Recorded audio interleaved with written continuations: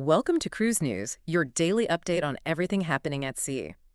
Visit cruisenews.io to see today's stories and sign up for email alerts. Today we are covering three specific industry developments. We're looking at higher onboard costs, port disruptions, and some new vacation choices sailing out of Miami. Right. It's a fairly busy news day. We have a fleet-wide gratuity increase from Celebrity Cruises, a major logistical pivot in Santorini following an infrastructure failure, and a new multi-million-dollar terminal agreement down at PortMiami. Yeah, let's start with those onboard costs. On July 29th, Celebrity Cruises raised its daily gratuities by $1.50 per guest per day. Which brings the new rate for standard staterooms, so that is your inside ocean view and veranda rooms, to $19.50 a day. Up from $18, right? Exactly. Concierge and AquaClass went up to $20.50, up from $19.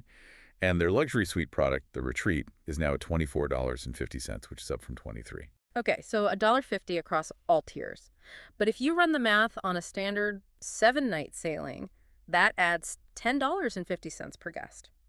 Yeah, and we should clarify that this is entirely separate from the 20% gratuity they already add on to drinks, spa services, and specialty dining. Right, and what I found really interesting about these numbers is the percentage breakdown. The standard rooms are seeing an 8.3% hike, Yep. while Concierge and AquaClass see a 7.9% increase, and the luxury retreat suites only see a 6.4% increase. Right, which means the travelers in the standard rooms are actually absorbing the highest percentage increase. Why is that? I mean, why is the standard room rate going up by a larger margin proportionally? Well, it essentially comes down to volume. Standard staterooms make up the vast majority of the ship's inventory. So if a cruise line needs to offset operational costs, a slight increase applied to thousands of standard rooms yields a much higher return than applying it to just a handful of luxury suites. That makes sense. But it is a noticeable pricing creep. I mean, looking at the historical data, back in late 2021, the tip rate for the luxury retreat suite was just $19 a day. Yeah. And today, the absolute basic standard room rate is $19.50. It is a big jump. Yeah. But to understand it, you have to look at the macroeconomic factors. Danny Ganung, the CEO of Hair Travel, pointed out that this is an effort to offset increased costs across the board. Like hotels and transportation. Exactly. Hotels, transportation, fuel, and especially food. And we are seeing this across the entire industry. MSC Cruises raised their service charges in May, Carnival did it in April, and Princess Cruises raised theirs in March. Royal Caribbean Group, which owns Celebrity, put out a statement noting that these gratuities are shared among the crew, dining, culinary, and stateroom teams, and they said it's in keeping with industry standards. Right. But if they just need to cover inflation and crew compensation, why use dynamic service charges at all? Why not just raise the base ticket price? Well, that is driven heavily by consumer search behavior. When travelers use booking sites, they almost always sort by lowest price. So if a cruise line bakes that extra gratuity into the base fare, their ship is going to look more expensive up front and drop in the search rankings. So keeping the base fare artificially lower keeps them competitive on those booking engines. Basically, yeah. And then they apply the service charge later. Though Celebrity did leave a loophole. Guests who booked before July 29th can actually keep the old rate. But they have to prepay, right? Yes. They have to prepay the gratuities at least 48 hours before sailing. If they wait and let it post to their onboard account, they pay the new higher rate. Okay, that is good for people to know. Moving on to port disruptions, we have a major situation developing in Greece. On July 27th, a wall collapsed on the Karavolades Stairs in Santorini. Right, and just for some geographical context, ships don't dock directly at a pier in Santorini.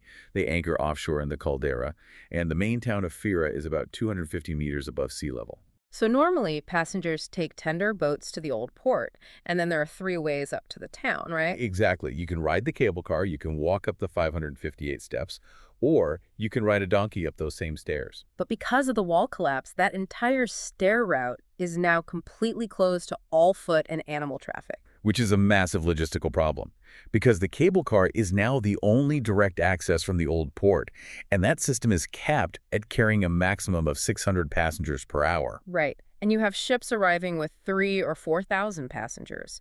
So if a ship drops thousands of people at the old port, and the cable car only moves 600 an hour, I mean, that is a massive bottleneck. It really is.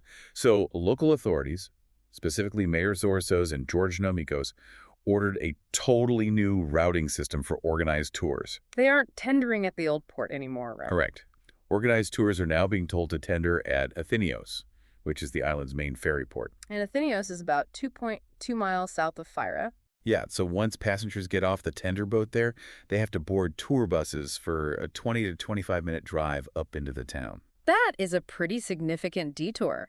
And I saw that to accommodate all this extra traffic at Athinios, they had to suspend a rule they literally just implemented in June. Yeah.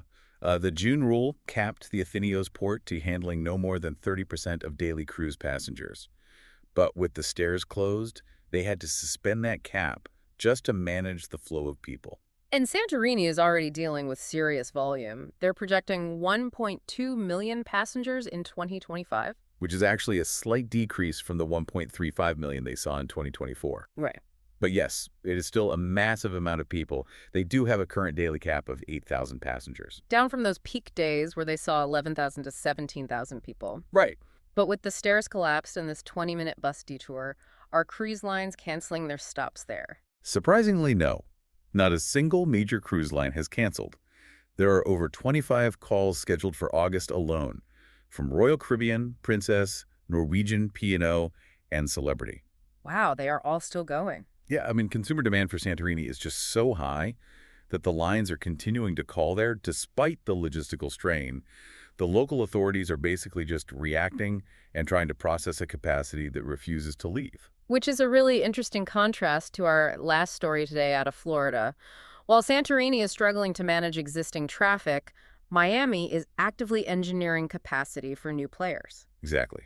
Miami-Dade County just approved a preferential berthing agreement for Margaritaville at sea at PortMiami. And the numbers on this deal are substantial. It guarantees the port $23.15 million in revenue in exchange for handling roughly 1 million passenger movements. Right.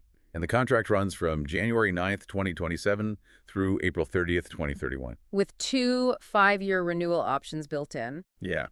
And this is a pretty big deal because it is the first preferential agreement PortMiami has given to a new line since they signed Virgin Voyages back in 2019.